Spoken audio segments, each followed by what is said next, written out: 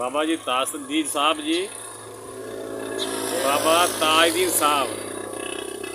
ਕਿਸੇ ਨੇ ਪੁੱਛਿਆ ਸੀ ਅਲਾਮਾ ਇਕਬਾਲ ਨੂੰ ਕਿ ਇਸ਼ਕ ਦੀ ਇੰਤਹਾ ਕੀ ਆ ਹੈ। ਤੇ ਅਲਾਮਾ ਇਕਬਾਲ ਨੇ ਕਿਹਾ ਕਿ ਇਸ਼ਕ ਜਿਹੜਾ ਨਾ ਉਹ ਲਾ ਮਹਦੂਦ ਆ, ਉਹਦੀ ਕੋਈ ਇੰਤਹਾ ਨਹੀਂ। ਤੇ ਉਹਨੇ ਪੁੱਛਿਆ ਕਿ ਫਿਰ ਤੂੰ ਕਿਉਂ ਲਿਖਿਆ ਕਿ ਮੈਂ ਤੇਰੇ इश्क दी इंतहा चाहता हूँ। तो वो अल्लामा इकबाल साहब ने को फरमाया कि कमलिया अगला लफ्ज़ भी पढ़ दो कि कहता कि मैं तेरे इश्क दी इंतहा चाहता हूँ, मेरी सादगी देख के मैं क्या चाहता हूँ। जी इश्क ही इनू कहते हैं इश्क। इश्क किस चीज़ का भी हो जाए ना तो फिर वो इश्क जड़ा ना वो बंदे नूं या किसी भी चीज़ नूं जो कुछ भी हुंदा उन्होंने अपनी इन्नी गिरफ्त में रहिंदा ना कि उन्होंने दुनिया की किसी किस्म की कोई परवाह नहीं होंदी, ना ना कोई खौफ ना कोई डर है।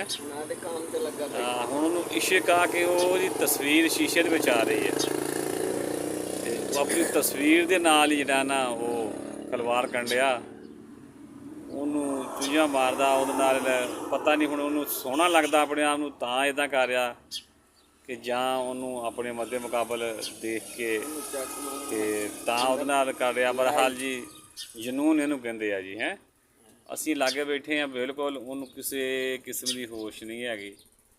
ਉਹ ਆਪਣੇ ਇਸ਼ਕ ਵਿੱਚ ਮਸਤੀ ਦੇ ਵਿੱਚ ਨਾ ਉਹ ਲੱਗਾ ਹੋਇਆ, ਉਹਨੂੰ ਕੋਈ ਪਰਵਾਹ ਨਹੀਂ। ਤੇ ਇਹਨੂੰ ਆਪਣਾ बाबा ताजदीन साहब इन भावें आप फड़ भी लईए, मैनूं उम्मीद आ कि ये नहीं उड़ेगा है। हुण इन्ना नज़दीक हो गया भी वो उन्होंने परवाह को नहीं हैगी। तो इस करके सत्त सियाणियां ने कहा वा कि इश्क अन्ना हुंदा है, क्योंकि इश्क नूं देखदा कोई आशिकां नूं कोई चीज़ नज़र नहीं आउंदी कि साडे लागे दाएं बाएं कोई चीज़ है नहीं है। वो बस अपने इश्क दे विच मस्त हुंदे ने ते उन्होंने कोई दुनिया की चीज़ ऐसी जी है ना वो बिल्कुल नज़र नहीं आती है। इदा ही है ना। हाँ जी हाँ जी हाँ जी। ये देखो जी हुण एक परिंदा आ छोटा जिहा, वो इश्क की इंतहा देखो। अगर इंसान जड़ा आ जो वो इश्क किसी नाल करदा ते फिर वो इंतहा तो फिर इदा ही है ना कि पहाड़ पुट के नहरां कढ़ लैंदा है, तख्त हज़ारा छड्ड के ते मझां चारदा।